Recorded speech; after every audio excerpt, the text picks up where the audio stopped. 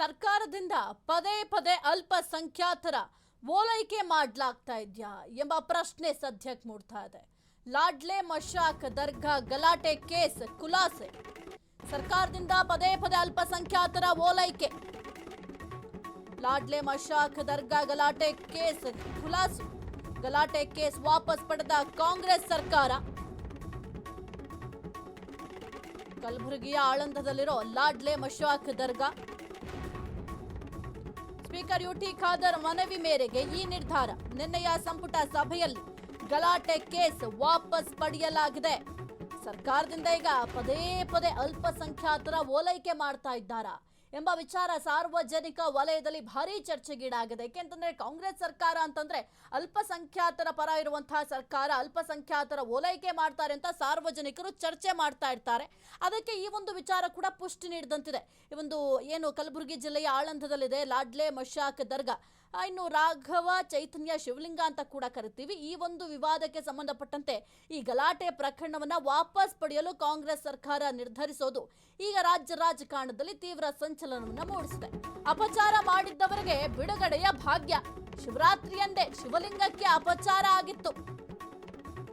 2022ರ ಶಿವರಾತ್ರಿ ದಿನ ದರ್ಗಾದಲ್ಲಿ ನಡೆದಿದ್ದ ಗಲಾಟೆ.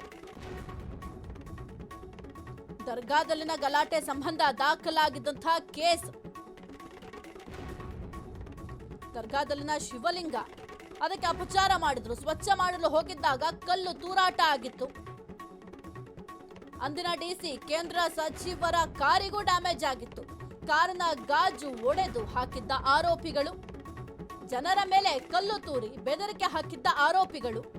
ಆದ್ರೆ ಈಗ ಅವರ ಮೇಲಿದ್ದಂತಹ ಕೇಸ್ ಖುಲಾಸೆಯಾಗಿದೆ.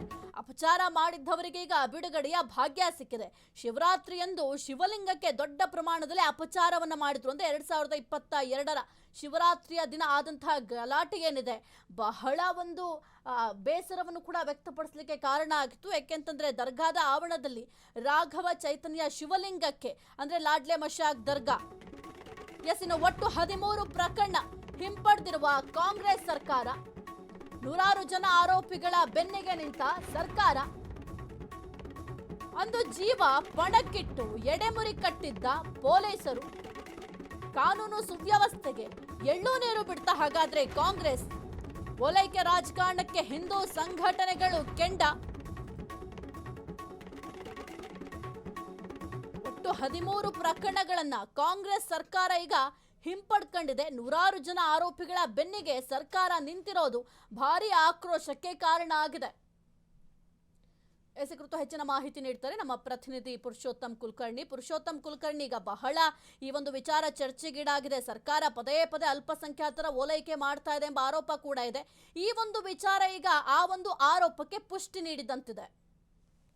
ಎಸ್ ಸಾಹಿತ್ಯ ಏನು 2022ರ ಶಿವರಾತ್ರಿ ಎಂದು ಲಾಡ್ಲೆ ಮಶಾಕ್ ದರ್ಗಾದಲ್ಲಿ ಈ ಒಂದು ಗಲಾಟೆ ನಡೆಯಿತು. ಈ ಒಂದು ಗಲಾಟೆಗೆ ಸಂಬಂಧಪಟ್ಟಂತೆ ಏನೋ ಕೇಸ್ ಕೂಡ ದಾಖಲಾಗಿತ್ತು. ಸೊ ಈ ಒಂದು ಕೇಸ್ಗೆ ಇದೀಗ ಲಾಡ್ಲೆ ಮಶಾಕ್ ದರ್ಗಾದ ಒಂದು ಕೇಸ್ಗೆ ಸಂಬಂಧಪಟ್ಟಂತೆ ಮುಸ್ಲಿಂ ಮೇಲಿನ ಯುವಕರ ಏನು ಕ್ರಿಮಿನಲ್ ಕೇಸ್ಗಳಿದ್ದು, ಆ ಒಂದು ಕ್ರಿಮಿನಲ್ ಕೇಸ್ಗಳಿಗೆ ಇದೀಗ ರಾಜ್ಯ ಸರ್ಕಾರ ವಾಪಸ್ಸನ್ನ ಪಡೆದುಕೊಂಡಿರುವಂತದ್ದು.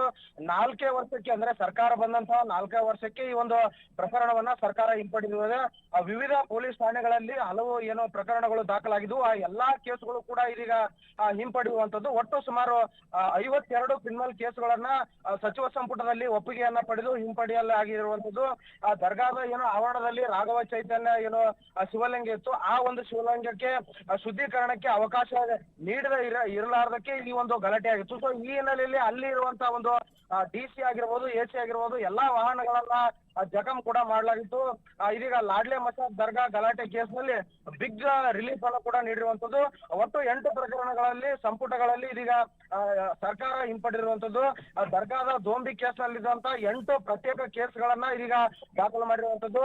ನಿನ್ನೆ ಕೂಡ ಏನು ವಿಧಾನಸೌಧದಲ್ಲಿ ಸಚಿವ ಎಸ್.ಕೆ. ಪಾಟೀಲ್ ಈ ಬಗ್ಗೆ ಸಮಗ್ರವಾಗಿ ವಿವರಣೆಯನ್ನ ಕೂಡ ಕೊಟ್ಟಿರುವಂತದ್ದು. ಇದೀಗ ಮುಸ್ಲಿಂ ಯುವಕರ ಮೇಲಿದ್ದ ಎಲ್ಲಾ ಕೇಸ್ಗಳನ್ನ ಸರ್ಕಾರ ವಾಪಸ್ಸನ್ನ ತೆಗೆದುಕೊಂಡಿರೋದು. ಎಲ್ಲ ಒಂದ್ ಕಡೆ ಏನೋ ಪದೇ ಪದೇ ಅಲ್ಪಸಂಖ್ಯಾತ ಅಲ್ಪಸಂಖ್ಯಾತರ ಓಲೈಕೆಗೆ ಈ ಒಂದು ಕಾಂಗ್ರೆಸ್ ಸರ್ಕಾರ ಮುಂದಾಗ್ತಾ ಇದೆ ಅಂತ ಒಂದು ಪ್ರಶ್ನೆ ಕೂಡ ಕಾಡ್ತಾ ಇರುವಂತದ್ದು.